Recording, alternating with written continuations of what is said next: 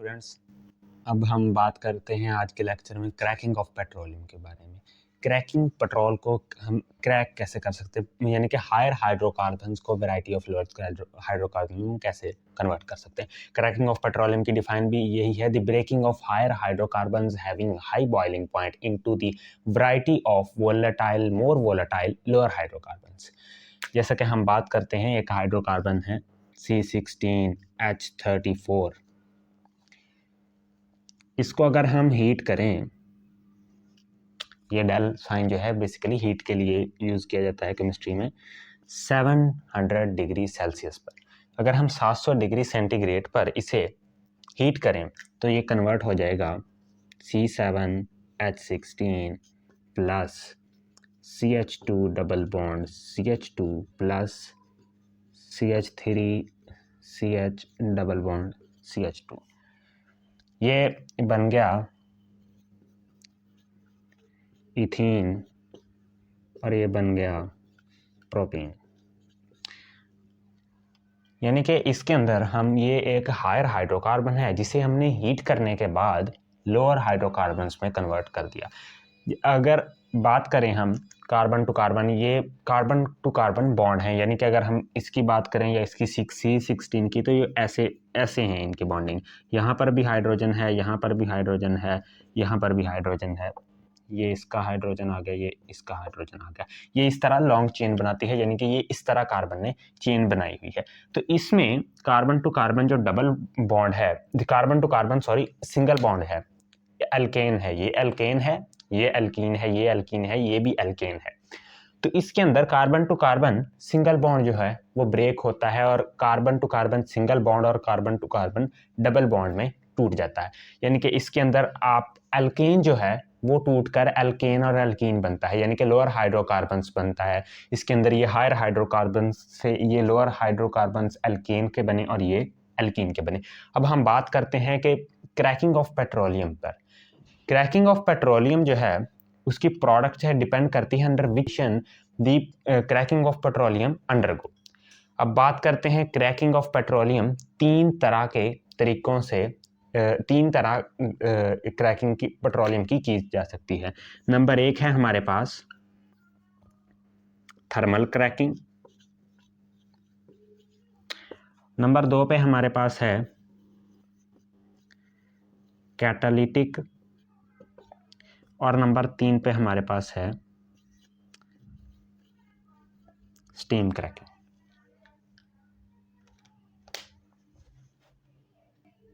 Students, thermal cracking में हम higher hydrocarbons को लोअर हाइड्रोकार्बन्स पर कन्वर्ट करते हैं। जैसे ये हायर हाइड्रोकार्बन है, हायर हाइड्रोकार्बन्स, और ये हमारे पास हो गए लोअर हाइड्रोकार्बन्स। इसे हम हीट करके करते हैं एट हाई प्रेशर पर और हाई टेम्परेचर पर। इसका टेम्परेचर हाई टेम्परेचर और हाई प्रेशर पर जब हम हायर हाइड्रोकार्बन्स को हीट करके उनको लोअर हाइड्रोकार्बन्स में कन्वर्ट करते हैं तो unsaturated hydrocarbon such as ethene, propene वगैरह प्रोड्यूस होते हैं। यानी कि अगर हमने अनसैचुरेटेड हाइड्रोकार्बन्स बनाने हों तो हम थर्मल क्रैकिंग को ज़्यादातर प्रेफर करेंगे, क्योंकि इसके अंदर हायर हाइड्रोकार्बन जब लोअर हाइड्रोकार्बन्स में कन्वर्ट होते हैं तो अनसैचुरेटेड हाइड्रोकार्बन्स बनते हैं, जैसा कि इथीन हो गया, प्रोपीन हो गया, इस तरह के। अब हम बात करते हैं नेक्स्ट क्रैकिंग की, नेक्स्ट टाइप ऑफ क्रैकिंग की, जो कि हमारे पास है कैटालिस्ट क्रैकिंग या कैटालिटिक क्रैकिंग। अब हम बात करते हैं कैटालिटिक क्रैकिंग की। जब हम हायर हाइड्रोकार्बन्स को हीट करते हैं at low temperature such as 500 degree centigrade और लो प्रेशर जैसा कि 2 atm एटमॉस्फेरिक प्रेशर, यानी कि when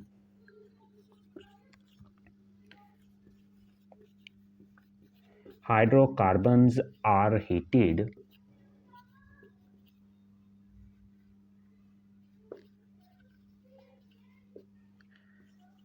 at low temperature 500 degree Celsius and at low pressure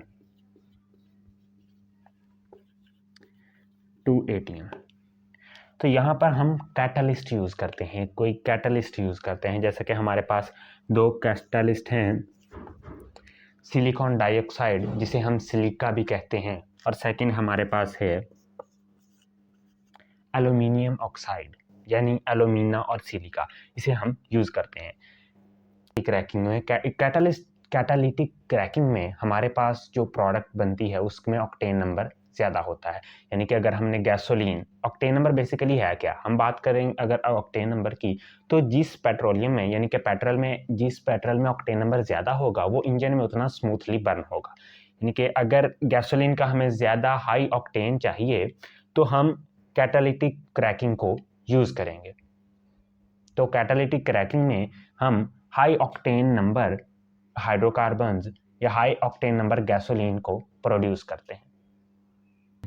steam cracking में की बात करते हैं। स्टीम क्रैकिंग में हमारे पास जो है वो हायर हाइड्रोकार्बन्स वेपर फेज में जो होते हैं उन्हें हम मिक्स करते हैं स्टीम के साथ। स्टीम के साथ मिक्स करके उसे हम 900 डिग्री सेंटीग्रेड तक पर हीट करते हैं, लेकिन हीट उसे करते हैं फॉर अ शॉर्ट टाइम उसे हीट करने के बाद हम रैपिडली बहुत तेज़ी से उसे ठंडा करते हैं, जिसकी वजह से हमारे पास लोअर हाइड्रोकार्बन्स आते हैं।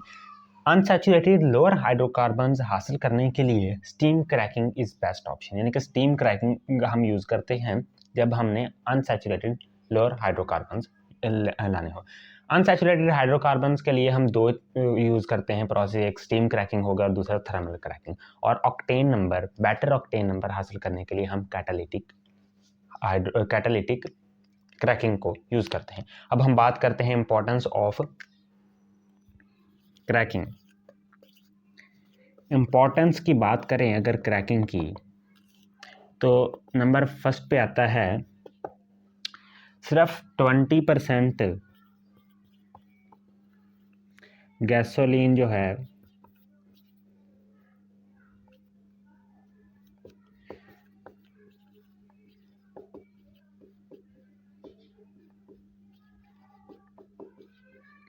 फ्रैक्शनल डिस्टिलेशन से सिर्फ 20% गैसोलीन, जितना भी दुनिया में गैसोलीन यानी कि पेट्रोल यूज़ हो रहा है उसका सिर्फ 20% फ्रैक्शनल डिस्टिलेशन से हासिल होता है।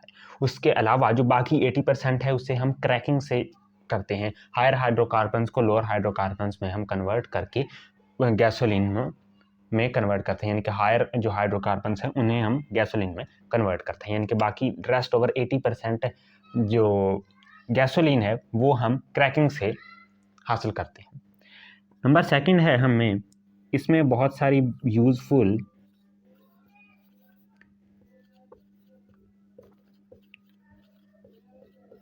बाय प्रोडक्ट्स आती हैं, इनके जो साइड पर बच जाती हैं, जैसे हमारे पास है इथीन, प्रोपीन, बेंजीन। जैसे हमने शुरू में एग्जाम्पल में देखा कि हमारे पास एल्केन और साथ इथीन और प्रोपीन बचा था, तो वो एक बाई प्रोडक्ट थी। हमारे एल्केन वो लोअर हाइड्रोकार्बन्स और साथ उसके बाई प्रोडक्ट्स के तौर पर इथीन और प्रोपीन भी थी और यूज। अब हम बात करते हैं कि ये बाई प्रोडक्ट्स यूज़ किस लिए होते हैं। ये बाई प्रोडक्ट्स बहुत यूज़फुल हैं, ये तो हमने कह दिया कि ये बहुत यूज़फुल हैं, अब यूज़ किस लिए होती हैं। ये बाई प्रोडक्ट्स जो है वो केमिकल बनाने के लिए, पेंट बनाने के लिए, वार्निशेस के लिए, ड्रग्स यानी कि अद्वियात बनाने के लिए, दूसरे ड्रग्स नहीं, यहाँ पर ड्रग्स से मुराद है अद्वियात बनाने के लिए यूज़ की जाती है। यानी कि अब हमने क्रैकिंग को पढ़ा तो क्रैकिंग की इम्पोर्टेंस जो है वो क्रैकिंग बहुत ही इम्पोर्टेंट है फील्ड में। जैसे कि गैसोलीन को हमने डिस्टिलेशन के लिए, इसके बाय प्रोडक्ट्स के लिए भी अगर क्रैकिंग का ना परफॉर्म करें तो केमिकल्स को भी हम इतना नहीं बना सकते, ना ही इतना पेंट को बना सकते हैं, क्योंकि क्रैकिंग की वजह से लॉट्स ऑफ बाय प्रोडक्ट्स रह जाती हैं, जिसकी वजह से जस्ट यूजफुल बाय प्रोडक्ट्स की वजह से हम इन सबको बना सकते हैं। तो आज हमने पढ़ा क्रैकिंग को परफॉर्म किया, फिर हमने उसके टाइप्स पढ़ी, thermal cracking, steam cracking, catalytic cracking और फिर हमने इम्पोर्टेंस ऑफ क्रैकिंग को जाना। नेक्स्ट लेक्चर में हम बात करेंगे रिफॉर्मिंग के बारे में। तब तक के लिए इजाज़त दीजिए। अल्लाह हाफिज़।